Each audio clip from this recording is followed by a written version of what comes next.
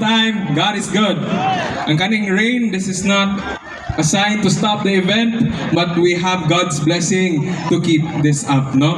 And of course, ako apong i-welcome ang ato ang Congresswoman, the ever so beautiful and energetic Ma'am Maisa Sagarbaria, atong palakpakan.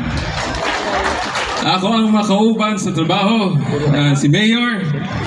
Ako ang amahan. Ako ang inahan, si Vice. Ako ang kauban, mga SB. And of course, sa ato ang mga barangay captains, ang kuyog sa ilahang mga konsehal na very supportive jud sa ilahang mga contingents since day one.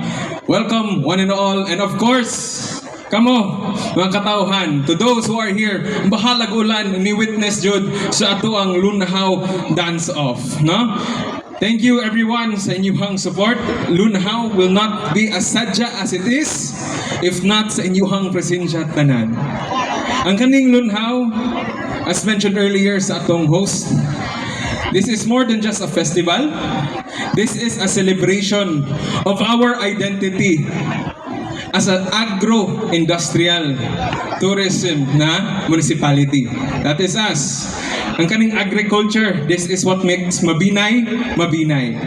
Not just the caves, no? Besides it being called the cave capital of the Philippines, dili ang ato ang agriculture. And majority of our agri-workers, mga mag-uuma. Ang kaning celebration nato karon sa Lunhaw celebrates our identity. And this celebrates sa ato ang mga hardworking na mga mag-uuma diri sa Mabinay. These past 4 days is not enough to repay the hard work, the back-breaking work na you guys do to make sure na not only Mabinay but the whole of our island does not go hungry. So mga higala atong hatagan og masigabong palakpak ang ato ang mga mag-uuma. Kusga po ninyo. Amoy kaon ron. No?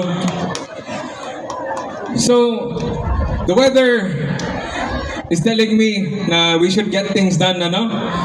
So before I finish the speech, I would also like to give my hats off sa ato ang MCAC family and as well sa ato ang Department of Agriculture and all our coordinators for making this Lunhaw the best Lunhaw that has yet to be perceived.